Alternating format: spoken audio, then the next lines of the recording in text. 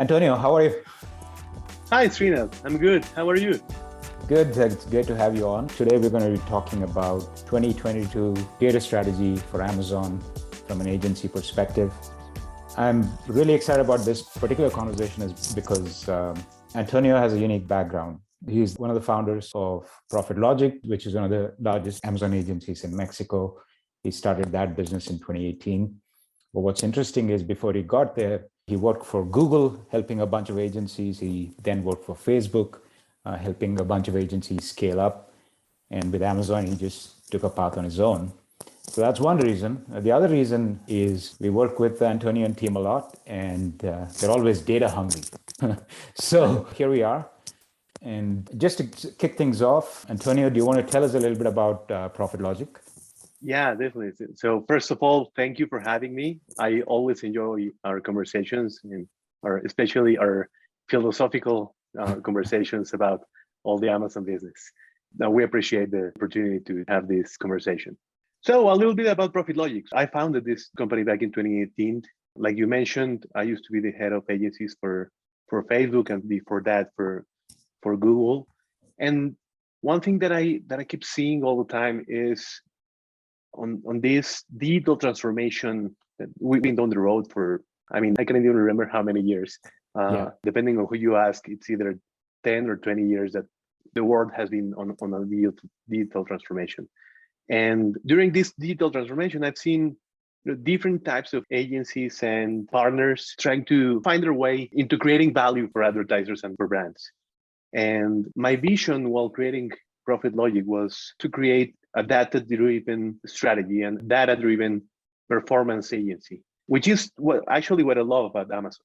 So it's real performance. We're not talking about CTRs. We're not talking about impressions. We're talking about actual sales and actual, how much purchase intent you're driving. Yeah. So that became very, very interesting. And, probably I never worked in an agency before. And so when I built my business, I couldn't make or create the structure of an agency. So that's probably why we were always bugging you guys with so much information and so much data. It's probably because I come from the tech side of the advertising business. So data is extremely important for us, especially given that all of our strategy is based on performance and a data-driven strategy. Awesome. Data-driven performance marketing agency. I love that. Yeah. We've seen you guys go from zero in 2018 to pretty massive scale. So, tell us a little bit about the role data has played in all of that in supporting that growth. Yeah, no, definitely. Data for us is our main driver for decision-making. And when I say decision-making, I'm not only speaking about reporting or strategy for the clients. I think that for us, it's in our DNA. The data that we need for decision making is crucial for us to create, a sound strategy for our clients.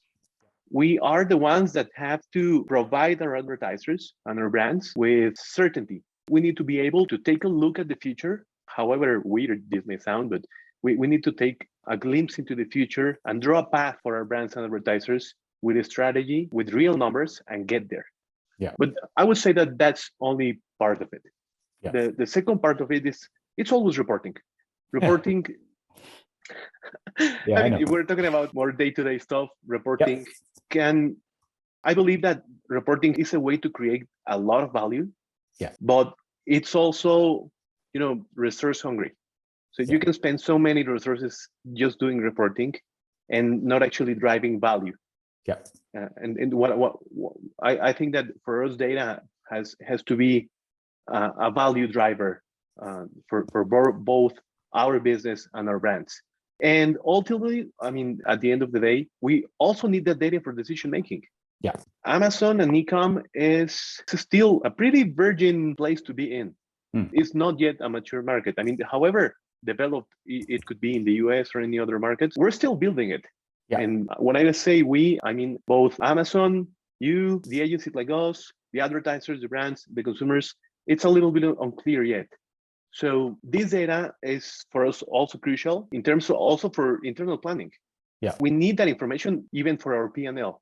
Yeah. I was actually this morning just reviewing P&L numbers and trying to come up with budgets for 2022 and how many headcount we're going to increase. So we need a lot of data based on our business model to try to define how much Amazon is going to grow, how our CPC is going to behave, how much sales are we going to drive, how many accounts are we going to be able to win. And if you have one client, that could be very easy and straightforward. But once you get to some scale, it becomes harder to be able to accurately get the data you need. Let's unpack this a little bit, right, Antonio, on the data side. What does your data stack look like today, and where are you going with it, looking forward? I mean, our data stack right now is based mostly on the Intentwise platform. So we use the Intentwise platform for both gathering ads information, sales information, inventory, and also the organic and content side of it. I think the second part of our stack is the Amazon DSP and Amazon Marketing Cloud data that we gather. And so what we do is that's why we're so data hungry with you guys, because we tend to consume a lot of data and put it into our own stack. We intake all of that information into our own database just to try to come up with better strategies for our clients. Any visualization tools you're using today? Yeah, especially, I think one thing that helped us scale, and now that you mentioned our growth in the past 3 years, was we're big believers in automation. And I think it's a good moment for me to apologize for asking 25 times a day, when is Data Studio going to be ready? Which I know I did. So thank you for your patience. But once you guys launched Data Studio Connector, that helped us so much because it helped us free up a lot of resources that we were, spending so many man hours and just doing Excel reporting, and now being able to provide our clients with real-time information on a Data Studio that's available to everyone. It actually became a driver for us to scale, and it lets us become more efficient in our operations. So we use mostly Data Studio. We have tried a little with Tableau and other pieces for more, ad hoc kind of reporting, but I think that the Data Studio just hit the nail on it. It's one of, if I could say one of my favorite features or technologies that you have developed is probably Data Studio. Awesome. Well, thank you. Again, appreciate all the asking and pushing for that capability and the feedback along the way. So we benefit from that. So thank you so much. You touched on this a little bit, and I just have a further question. Let's talk about the different data types and you're collecting today, right? Like a quick inventory of all the different data sets you're collecting today. Yeah, so what we're collecting right now is all of the advertising information from search for both the sponsored products and the sponsored brands video and the sponsored display, inventory for seller central data, sales, retail readiness, all of the content information for Amazon ASINs, organic ranking. We also collect on the DSP side all of the advertising information, impression share, and the other data that comes from Amazon Marketing Cloud. Sure. Yeah, it's varied sets of data. It needs to get connected. You need to get value out of it. And that's what I love about you guys in terms of just how aggressive you are about collecting, consuming, and acting on it. I assume that plays into what your clients perceive as value from you, right? It's not just managing campaigns and ads. It's more than that. And that's because of all of that data you're aggressively and proactively collecting and telling a story. I sure hope so. What I want to ultimately achieve is, as a brand partner, you want to be able to answer real world questions. And I remember back in my Facebook and Google days where most of the conversation was either on social interactions or clicks and impressions and reach. I've always felt that for a brand needs to know, how much am I moving the needle towards purchase behavior? How much incremental sales am I getting? How many new clients I'm getting with this new strategy? Even if it's an awareness campaign. So with this awareness, what's this awareness campaign is going to do for my brand, either in the short, medium, and long term? And I'm a true believer in measurement. You cannot manage what you can't measure. So that's why we try to get all of this data and try to visualize it in order to answer the real world questions that any brand needs to answer right now. And I think those are crucial for both advertisers and agencies to create, to come up with sound decisions on where they're investing, why they are investing there, and what their path is going to be in the future. You cannot measure. You cannot manage what you can't measure. You cannot manage what you cannot measure. Love it. Yeah.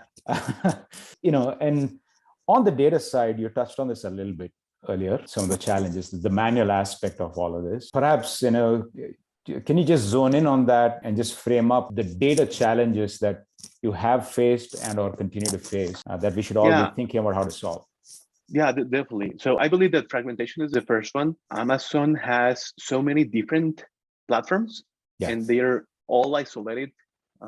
And just trying to get sales data from a 1P brand and try to see what was the impact on this paid search campaign and how much of the overall sales was organic and how much sales came from advertising. That's an easy question, but it's time intensive, right?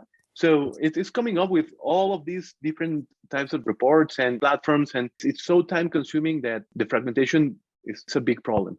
So for us being able to get all the information into one single place with little access permissions, you get the permissions done and boom, you're done.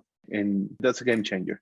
And also in terms of infrastructure, right? So just trying to come up with Excel scripts on our own and trying to get all of that information, it just doesn't make sense. I think that we need to be spending our time driving value to our clients and working on the strategy and optimizing campaigns and making sure that we're hitting the goals and the brand's KPIs and not gathering all of the data and consolidating it and making sure that it's all on the same time frame. And I absolutely do. And when we have alignment on that, and a lot of our product investment, as you know, especially the Intentwise analytics platform, is geared towards really addressing that problem at its core. I also think that it's going to be ongoing. It's, data representation, like how we visualize the data, how we analyze the data. And I think that unfortunately, there's not a one size fits all kind of solution. We've had clients who have asked us to provide all of the data and just input that into their own databases or into other data management platforms. And I think that probably will continue to be on a case by case basis. So I don't think I'll ever be able to check like the visualization. Check, that's done once and for all. But we're getting there. And I believe that with the technology that you're providing, data visualization and data consumption is going to be easier in the future, I hope. But I think that's a key challenge. I don't know what do you think about it? I think one key point you already mentioned, right, which is there is the data collection and there's a data accessibility problem.